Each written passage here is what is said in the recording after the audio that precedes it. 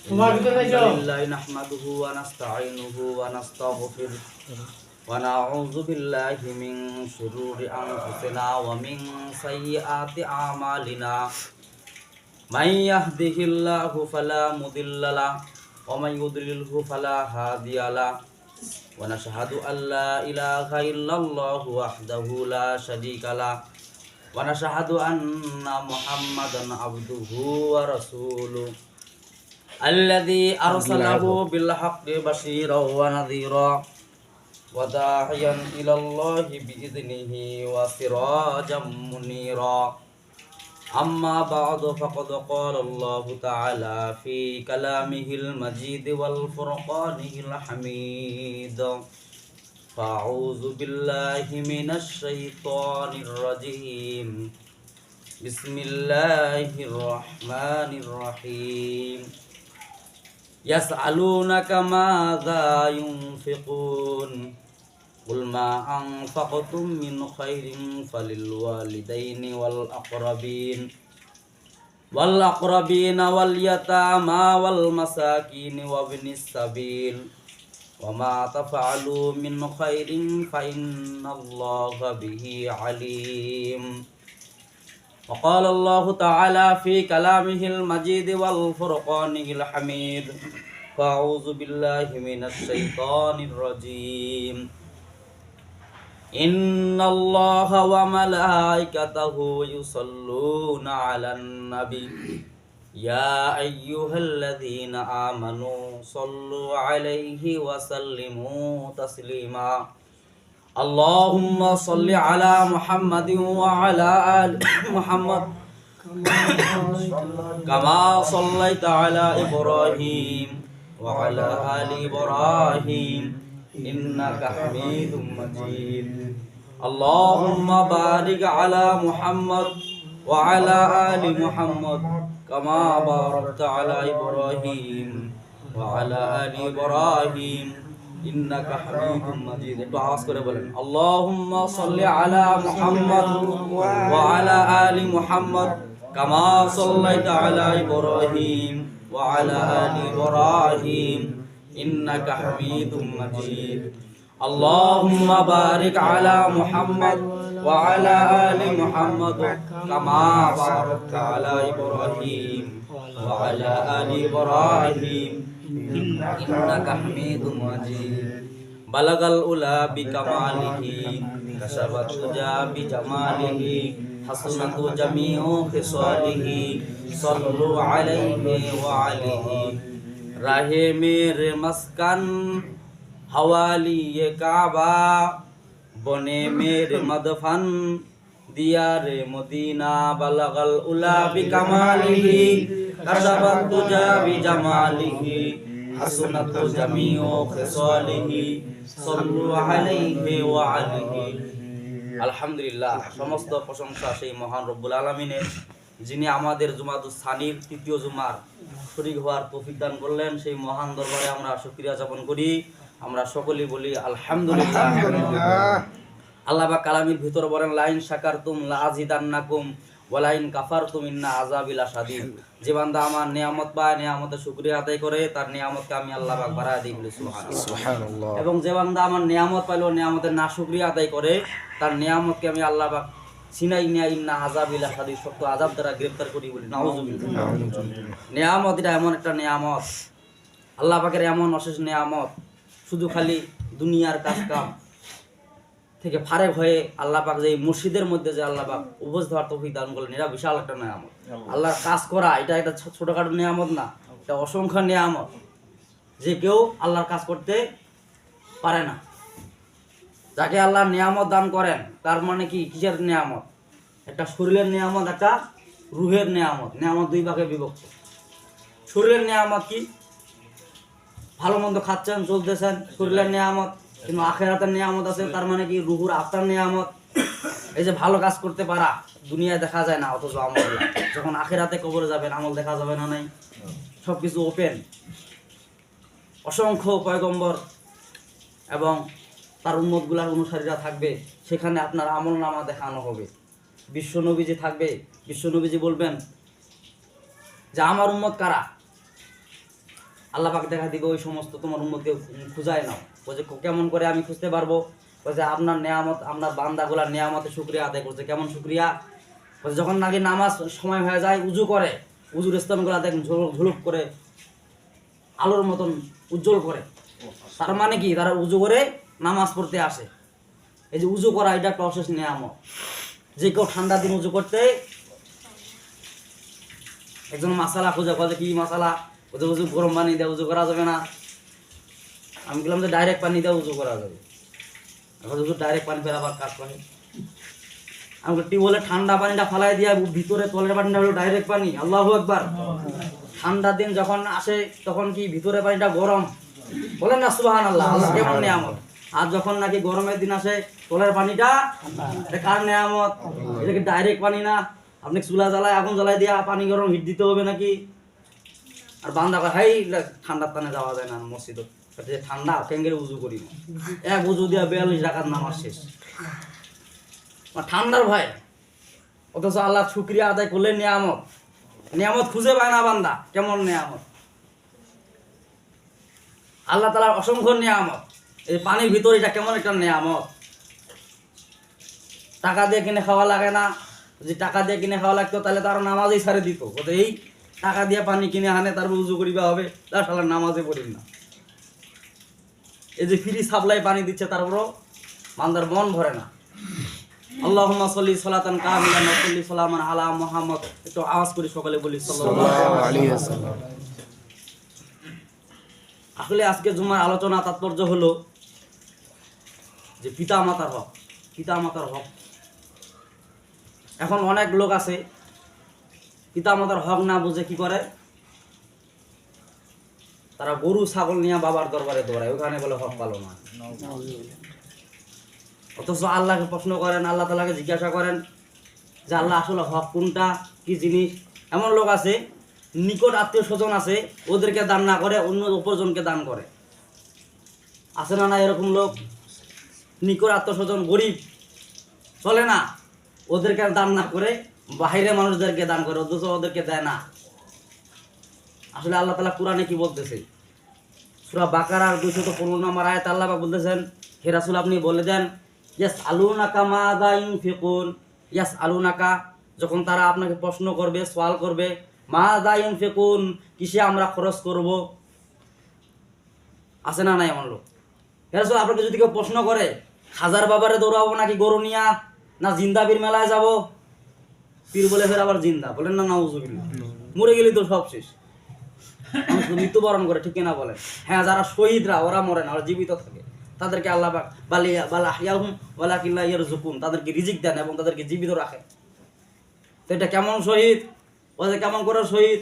ও যে আশা হুজুর ঠান্ডার দিন যে আমি নামাজ পড়ি বা তারা পুরো করে আনে, এটা কি শহীদ নয়? এটা কেমন শহীদ? শহীদ বলতে কোন শহীদ বোঝায়? শহীদ বলতে আল্লাহ রাস্তায় জীবন দেওয়া, ঠিক কিনা বলেন? আল্লাহ রাস্তায় জীবন দেয় না। কে কয়টা গরু নিয়ে যাওয়ার বাবার দরবারে, আমার গরু এতগুলা, আমার গরু এতলা।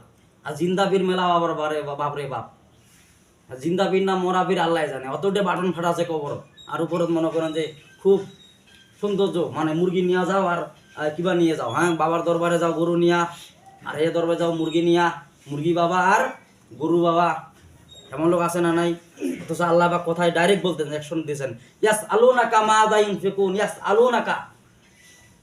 তারা যদি আপনাকে প্রশ্ন করে মাযা ইউনফিকুন, কিসে আমরা ব্যয় করব, কিসে খরচ করব, হে রাসূল আপনি বলুন, কুল মা আনফাকতুম মিন খায়রিন ফালিল ওয়ালিদাইন ওয়াল আকরাবিনা ওয়াল ইয়াতামা ওয়াল মাসাকিন ওয়া ইবনিস সাবিল ওয়া মা তাফআলু মিন খায়রিন ফা ইন্নাল্লাহা বিহি আলিম। আল্লাহু আকবার, আল্লাহু আকবার। চিন্তা করে, ইয়ানফিকুন এটা মুজারের সিগা, আল্লাহ পাক বর্তমান কাল এবং ভবিষ্যৎকালে মানে দিচ্ছেন। মানে রসুলের যোগে বলতেছেন ইয়াসআলুনাকা, তারা যদি আপনাকে প্রশ্ন করে মাযা ইউনফিকুন, কিসে খরচ করবে তারা, কিসে খরচ করবে তারা, তার মানে কি বর্তমান কালে এবং ভবিষ্যৎকালে মানে দেয়া এখানে মুজারে সিগা, যে কিসে খরচ করবে, অথচ করতেছে অথবা করবে। করতেছে মানে কি বোঝায়? যে আমি কোন কাজে ব্যয় করব টাকা। বাবার দরবারে দৌড়াবো নাকি? আল্লাহ বলতেছে না, বাবার দরবারে দৌড়া যাবে না, জিন্দা পীর মেলাও যাওয়া সূরা বাকারায় বলতেছে আল্লাহ ইয়াসআলুনাকা মাযা ইউনফিকুন, তারা যদি আপনাকে সওয়াল করে, প্রশ্ন করে কিসে খরচ করব, হে রাসূল আপনি বলেন কুল মা আনফাকতুম মিন খায়রিন, তোমরা ভালো কাজে ব্যয় করো। ভালো কাজ কোনটা? জিন্দাবির মেলায় যাওয়া নাকি? না, জিন্দাবির মানে গরু নিয়ে দৌড়া, এটা কি ভালো কাজ? আল্লাহ সুন্দর করে ব্যাখ্যা দিচ্ছেন যে ভালো কাজ কোনটা। কুল মা আনফাকতুম মিন খায়রিন ফালিল ওয়ালিদাইন, আল্লাহু আকবার। ওয়ালিদাইন এনে তাসনিয়া সিগা ব্যবহার করলেন। আল্লাহ পাক বলছেন পিতা মাতার কাছে ব্যয় করো, বলি সুবহানাল্লাহ। তার মানে কি পিতা মাতা হলো বড় পীর, ওইটা খাটো পীর, এটা বড়। কোন দলিলের মধ্যে আছে যে দোয়া করলে, খাজা বাবা দোয়া করলে দোয়া কবুল হয়ে যাবে? আছে নাকি কোনো দলিল? অথচ পিতা মাতার কথা উল্লেখ আছে যে তাদের কাছে ব্যয় করো, তাদের মন সন্তুষ্ট করো টাকা পয়সা দিয়ে, যখন তাকে তারা অচল হয়ে যাবে। তার মানে কি তারা যখন অচল হয়ে যাবে তাদেরকে দেখাশোনা করো। দেখাশোনা করলে, তাদের কাছে ব্যয় করলে তার কি হবে? আল্লাহ তাআলা সন্তুষ্ট হয়ে যাবে, তোমার কাজটা, তোমার টাকাটা হক কাজে ব্যবহার হবে। আর বেহলালি টাকা, বেহক হালালি, সেটা হলো বাবার দরবারে খরচ করা, মানে কি টাকাকে গরু পাঠে দেওয়া এবং জিন্দাবির মেলায় মুরগি নিয়ে যাওয়া। মুরগি তো এখন তো মনে করে যে এমন পর্যায়ে দাঁড় হয়েছে যে খালি বাবার দরবারে খালি মুরগ নিয়ে যাও, হ্যাঁ, জিন্দাবির মেলায় মুরগ নিয়ে যাও। এক আলেম যা ব্যাখ্যা দিতে বললেন যে হিন্দুদের মা আছে আর মুসলমানদের আমি আসলে দেখি খালি বাবা আছে। বলছে কি জয় মা কালী, হ্যাঁ, সরস্বতী কালী, খালি মা আর মা। আর বলে খাজা বাবা, আটবসি বাবা, ল্যাংটা বাবা, জিন্দা বাবা আর মোরা বাবা, কত রকমের বাবা। ওদের মা এদের বাবা বিয়ে দেওয়া দরকার, মা আর বাবা মিলে, ঠিক কিনা বলেন? আর দুটা তো শিরকি কাম। কালী পূজা করা এটা কি শিরকি কাম না নাকি? শিরকি কাম। এর বাবা দরবার না যায় গুরু নেওয়া, এটা তো আপনি শিরকের পর্যায়ে দাঁড় হয়। যদি বড় বীর যদি হইতো তাহলে আল্লাহ রাসূলের দরবারে ওটা মাজার হয়ে যেত। সেখানে যে আপনি সিন নিয়ে দৌড়াতো, গরু নিয়ে দৌড়াতো পারেন নাকি দৌড়াইতে? তবে আল্লাহ ওই জায়গায় ডাইরেক্ট বলতেছেন ইয়াসআলুনাকা মাযা ইউনফিকুন, তারা যদি আপনাকে প্রশ্ন করে আমরা কিসে ব্যয় করব, মানে কি কিসে টাকা অপচয় করব, কিসে আমরা টাকা খরচ করব। বাবার লুঙ্গি ছিঁড়ে যায়, ছিঁড়া লুঙ্গি দেখে মানুষ হাসে, আর মনে করেন যে ছেলে সৌন্দর্য করে বেড়ায়, কোনো একটা লুঙ্গি কিনে দেয় না। এমন লোক আছে না নাই? মা অসহায় হয়ে কাজ করে, মানুষের বাসায় কাজ করে ছেলেকে বড় করছে, অথচ সেই ছেলে মাকে আর ওই জায়গায় আল্লাহ ডাইরেক্ট বলতেছেন মা দাইন কুলমা আং ফাকতু মিন খায়রিন ফালিল ওয়ালিদাইন। কুলটা আমলের সিগা বলতেছেন, আল্লাহ পাক বলতেছেন কুলমা আং ফাকতু মিন খায়রিন, হে রাসূল আপনি বলুন তারা যেন ভালো কাজে ব্যয় করো। ভালো কাজ কোনটা? ওয়াল আকরাবিন ওয়াল ওয়ালিদাইন, আল্লাহু আকবার। মা বাবার কাছে ব্যয় করো, এটা হলো ভালো কাজ। তারপরে আল্লাহ পাক বলছে ওয়াল আকরাবিনা ওয়াল ইয়াতামা ওয়াল মাসাকিন ওয়া ইবনিস সাবিল। ওয়াল আকরাবিন মানে নিকট আত্মীয়-স্বজনকে দান করো। আমার মুখের কথা নাকি? সূরা বাকারা 215 নম্বর আয়াত, আপনি যে কোনো তাফসীর মিলাই দেখবেন ওইভাবে ব্যাখ্যা দেওয়া। কুরবা মানে নিকট, আর আকরাবিন তার মানে কি নিকট আত্মীয়দেরকে দান করো। এমন লোক আছে বড় বড় অনুষ্ঠান করে, নিকট আত্মীয় গরিব, ওই জন্য ওদেরকে দাওয়াত। এমন লোক আছে না নাই? ওর দাওয়াত হবে নাকি? তাহলে সূরা বাকারা আয়াত বাদ দিয়ে দেন। আল্লাহ পাক ওই কথাই বলতেছেন যে কুল মা আনফাকতুম মিন খায়রিন ফালিল ওয়ালিদাইন, তোমরা পিতা মাতার কাছে ব্যয় করো, টাকা পয়সা দান করো, বাবার দরবারে না। আর জিন্দাফির মেলায় না, কত হুজুর মান্নাত করলে তো ভালোই হয়, কত কি হয় হুজুর, রোগ তো ভালোই মুক্ত হচ্ছে, অসুখ বিসুখ তো ভালোই মানে ভালো হচ্ছে। আর এটা শয়তানি কাজ, শয়তানি কাজ তো তাড়াতাড়ি করে হয়, কিন্তু ভালো কাজ আল্লাহ পাক আহসান, যখন আপনার উত্তম কাজ দান করবেন তখন একটু কি করবেন? সময় নেবেন। নিকট আত্মীয় স্বজনকে দান করতে হবে, তার মানে কি বাবা মার পরে নিকট আত্মীয় স্বজনকে দান করতে হবে, নিকট আত্মীয় স্বজনের কাছে ব্যয় করতে হবে। ওই বাবার দরবারে দৌড়ালে কোনো কাম হবে কি? বলেন? তা আল্লাহ পাক তো নিজেই বলতেছে ইয়াসআলুনাকা মাযা ইউনফিকুন, তারা যদি আপনাকে প্রশ্ন করে, সওয়াল করে যে আমরা কিসে ব্যয় করব, কুল মা আনফাকতুম মিন খায়রিন ফালিল ওয়ালিদাইন ওয়াল আকরাবিন ওয়াল ইয়াতামা ওয়াল মাসাকিন ওয়া ইবনিস সাবিল। আল্লাহু আকবার, আল্লাহু আকবার। ব্যাখ্যা দিচ্ছেন যে বাবা মা, আপনারা মনে করেন যে ব্যয় করে করে বাবা মা হয়ে গেছে, এখন বাবা মা আর গরিব নাই, তারপর ওয়াল আকরাবিন নিকট আত্মীয় স্বজনকে দাও, বললো সুবহানাল্লাহ। নিকট আত্মীয় স্বজনকে দেওয়ার পরেও মনে করেন যে আপনার টাকা আরো বাঁচতেছে, আরো কি করবেন, আরো কোন কাজে ব্যয় করবেন। হুজুর আমার তো বাবা মা তো গরিব না হয়, বাবা মা তো ধনটো ঠিক আছে, বাবা মাকে দান করছে, এখন সিরালুঙ্গি পিনতে বেড়ায় না, ভালো কাপড় সুর পরে বেড়ায়। তারপর নিকট আত্মীয় স্বজনরাও তো ভালো চলে, তারপর কাকাকে দান করবো। আল্লাহ ওই কোথাও ব্যাখ্যা দিয়েছে ওয়ালিয়া তামা, আল্লাহু আকবার, এতিমদেরকে দাও, খুঁজে খুঁজে এতিমদেরকে দাও। ওই বাবা দরবারে যেটা দিবা তার থেকে এতিমদেরকে দাও। রাসূল হাদিসের মধ্যে ব্যাখ্যা করলেন যে কেউ যদি এতিমের মাথায় যদি হাত বুলে দেয়, তার মানে কি, মাথায় যদি হাত বুলে দেয় যতগুলা প্রশ্ন আছে ততগুলা সব তার আমল নামায় দিবে বলেছে। সুবহানাল্লাহ। এটা কি আমার মুখের কথা নাকি? রাসূল হাদিসের মধ্যে ব্যাখ্যা করেছে। এতিমদেরকে দেওয়ার পরেও যদি আপনার টাকা থাকে, তারপর কি হবে, ওয়াল মিসকিন, আল্লাহু আকবার, মিসকিনদেরকে দাও। মিসকিন কারা বলেন দেখি? এতিম হলো যার বাবা মা নাই, সে এতিম। মিসকিন কারা বলেন দেখি?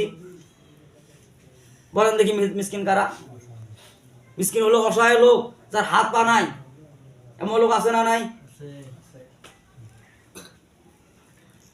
অনেকজন আবার বলে যে হুজুর, যে আমার আত্মীয় থেকে আমি দান করব, সে আত্মীয় তো আমার মানে লজ্জা করে আমার কাছে চাইতে।